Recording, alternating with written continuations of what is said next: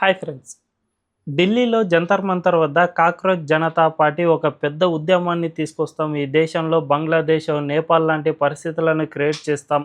ఈ దేశాన్ని పరిపాలిస్తున్న మోదీ ప్రభుత్వాన్ని మేము గద్దె దించేదాకా అసలు వదిలిపెట్టబోము అని గతంలో బీరాలు పలికిన పార్టీ తాజాగా తాను చేసిన ఒక ఉద్యమం పూర్తిగా నీరుగారిపోయింది. అస్సలు అందులో ఏ ఒక్కరు కూడా పాల్గొనలేదు. ఈ దేశంలో యువత అందరినీ మేము మేల్కొల్పుతూ ఉన్నాం. ఇక మోదీ ప్రభుత్వానికి కౌంట్ డౌన్ స్టార్ట్ అయింది అనే విధంగా వీళ్ళంతా ఊదరగొట్టారే కానీ రియాలిటీలో కనీసం ఒక 500 నుంచి 1000 మంది వరకు సైతం అక్కడ లేరు అని చెప్పుకోవచ్చు. నిజానికి అక్కడ వచ్చిన ప్రజల కంటే మీడియా అండ్ యూట్యూబర్లు, దీంతో పాటు అక్కడ పోలీసు బందోబస్తు ఇవన్నీ ఉంటాయి కదా, వీళ్ళ సంఖ్య ఎక్కువ ఉంది. నిజానికి ఎప్పుడైనా కానీ ఒక బందోబస్తు అనేది నిర్వహించారు అంటే దానికి ఒక 100 మందికి ఒక పోలీస్ కానిస్టేబుల్ ఈ లెక్కన కేటాయిస్తూ ఉంటారు. మరీ ఎక్కువ సమస్యాత్మకమైతే దానికి సంబంధించి ఆల్టర్నేటివ్ అనేది చూస్తూ ఉంటారు. సో ఇక్కడ జంతర్ మంతర్ దగ్గర సైతం పోలీసులు ఇక ప్రజలు భారీగా వచ్చేస్తారు, ఏదైనా జరిగేందుకు అవకాశం ఉంటుంది అనే విధంగా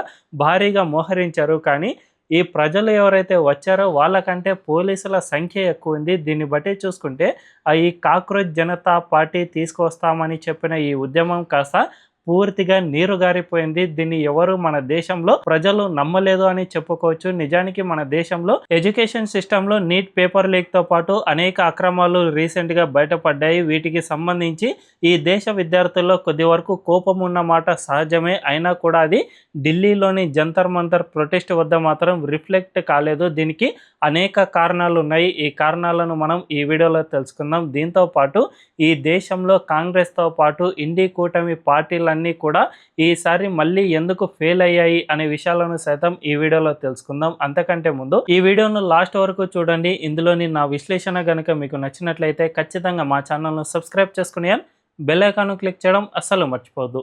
ఇక డీటెయిల్స్లోకి వెళ్తే, నిజానికి కాక్రోచ్ జనతా పార్టీ అనేది జస్ట్ మన ఇండియన్ సిజేఐ ఒక వ్యాఖ్య చేయడం ద్వారా స్టార్ట్ అయింది.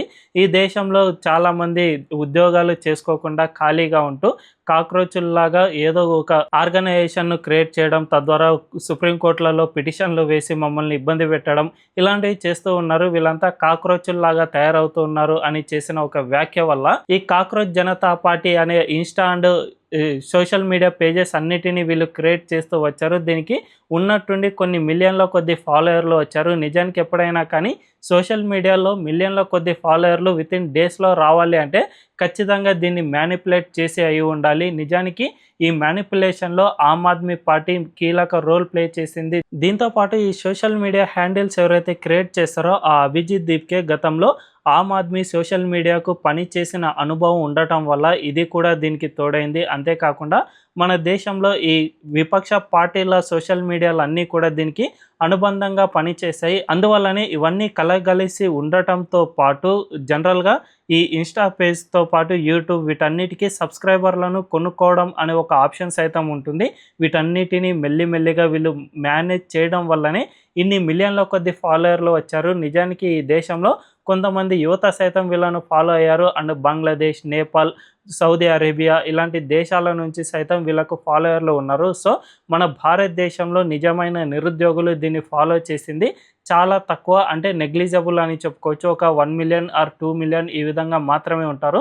సో ఇదింత మందితో ఈ దేశంలో ఒక పెద్ద ఉద్యమం ఇక ఏదో అయిపోతుంది అని క్రియేట్ చేయడం, మీడియా సైతం దీనికి హైప్ ఇవ్వడం స్టార్ట్ అయింది. అందువల్లనే ఈ కాక్రోచ్ జనతా పార్టీ రియాలిటీకి అండ్ తాము ఊహించుకుంటున్న దానికి పూర్తిగా అసలు తేడానే లేకుండా పోయింది. అందువల్లనే ఇది గ్రౌండ్లో అంతగా రిఫ్లెక్ట్ కాలేకపోయింది. అంతేకాకుండా మన దేశంలో మనం చాలా వరకు గతంలో కొన్ని ఉదాహరణలు చూసాం. అదేమిటంటే సినిమాల్లో బాగా రాణించగలిగిన వాళ్ళు నిజ జీవితంలో ప్రజల దగ్గర పోరాటం అండ్ లేకపోతే రాజకీయాల్లో పోటీ చేయడానికి ముందుకు వచ్చినప్పుడు వాళ్ళకు అంతగా ఓట్లు రాలేదు. కొంతమంది అయితే ఎమ్మెల్యేగా సైతం గెలుపొందని పరిస్థితులు ఉన్నాయి.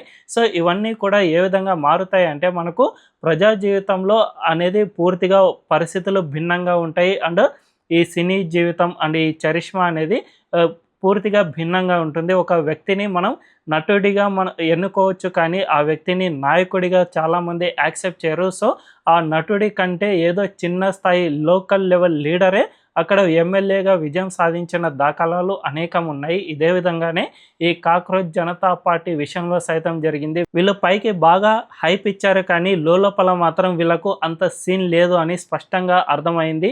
వీళ్ళు గ్రౌండ్ రియాలిటీలో ఎక్కడా కూడా పీపుల్ను మొబిలైజ్ చేయలేకపోయారు. ఆమ్ ఆద్మీ పార్టీ సైతం ఢిల్లీలో గతంలో అధికారంలో ఉండేది, ఇప్పుడు ప్రతిపక్ష స్థానంలో ఉన్నా కూడా ఆ పార్టీ పీపుల్ను మొబిలైజ్ చేద్దాం అనుకున్న ఆ పార్టీని ఇప్పుడు ప్రజలు అక్కడ నమ్మే పరిస్థితుల్లో లేరు. ఎందుకంటే కేజ్రీవాల్ పాలన అంత దారుణంగా ఉండేది. అందువల్లనే ప్రజలు అక్కడ పూర్తిగా తిరస్కరించేశారు. కాబట్టి స్థానిక విపక్ష పార్టీ అండ ఉన్నా కూడా ప్రజల నుంచి ఎక్కువగా మద్దతు రాలేదు అని చెప్పకనే చెప్పుకోవచ్చు. సో ఇవన్నీ సినారియస్ చూస్తూ ఉంటే కాక్రోచ్ జనతా పార్టీ అనేది జస్ట్ ఒక సోషల్ మీడియా అండ్ మీడియా ఛానళ్ళ హైప్ ద్వారా లేచిందే తప్ప ఇది గ్రౌండ్ రియాలిటీని అస్సలు రిఫ్లెక్ట్ చేయలేదు అని చెప్పకనే చెప్పుకోవచ్చు. ఇక అభిజిత్ దీప్కే సైతం ఈ ఎండకు బాగా ఆయన ఉండలేకపోయారు. ఆ ప్రసంగం మధ్యలోనే ఆయన వచ్చేశారు. కారులో ఏసీ ఉంటే తప్ప ఆయన అక్కడ పోరాటం చేయలేని పరిస్థితి నెలకొంది. అండ్ ఈ సౌరభ్ దాస్ అనే వ్యక్తి ఎవరైతే ఆ పార్టీ అధికార ప్రతినిధిగా నియమించబడ్డాడో అతను సైతం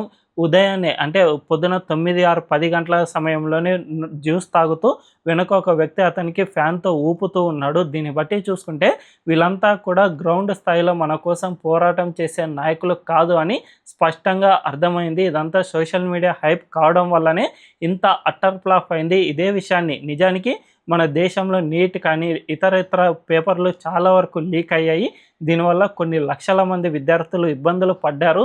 సో ఈ ఇబ్బందులన్నిటినీ మన దేశంలోని విపక్ష పార్టీలైన కాంగ్రెస్ పార్టీనో, ఆమ్ ఆద్మీనో, లేకుంటే టీఎంసీ, డిఎంకే, ఈ టీవీకే ఇలాంటి పార్టీలు అన్నీ కలిసి ఢిల్లీలోని జంతర్ మంతర్ వద్ద ఇలాంటి ధర్నా కనుక నిర్వహించి ఉంటే ఇది చాలా వరకు సక్సెస్ అయి ఉండేది.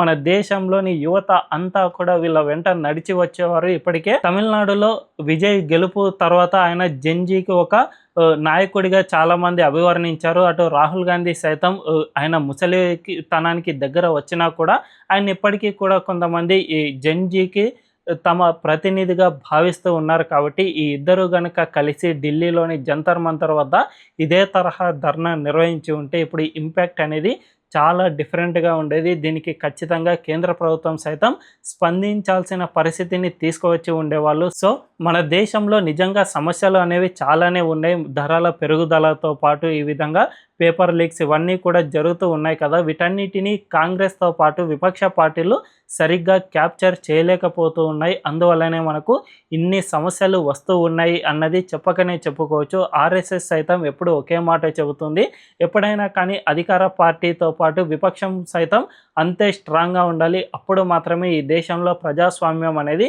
నిలబడుతుంది అని ఆర్ఎస్ఎస్ సైతం భావిస్తూ ఉంటుంది. సో ఇప్పుడు అధికార బీజేపీ చాలా స్ట్రాంగ్గా ఉంది, కానీ విపక్ష పార్టీలు ఆ బీజేపీకి తగ్గట్లుగా తమ నరేటివ్ను బిల్డ్ చేయలేకపోతూ ఉన్నాయి. దీనిపై పూర్తిగా చతికిల పడిపోతూ ఉన్నాయి. నిజానికి ప్రజలకు కావాల్సిన సమస్యలు ఏమిటి అనే విషయాలను వీళ్ళు సరిగ్గా పట్టుకోలేకపోతూ ఉన్నారు. అదే సమయంలో ఈ కాక్రోచ్ జనతా పార్టీ అనో లేకపోతే ఇంకొకరనో వాళ్ళకు సపోర్ట్ చేయడం స్టార్ట్ చేస్తూ ఉన్నాయి. అందువల్లనే ఈ పార్టీలు రోజు రోజుకి ప్రజా జీవితంలో ఓటమి పాలు అవుతూనే ఉన్నాయి అని చెప్పకనే చెప్పుకోవచ్చు.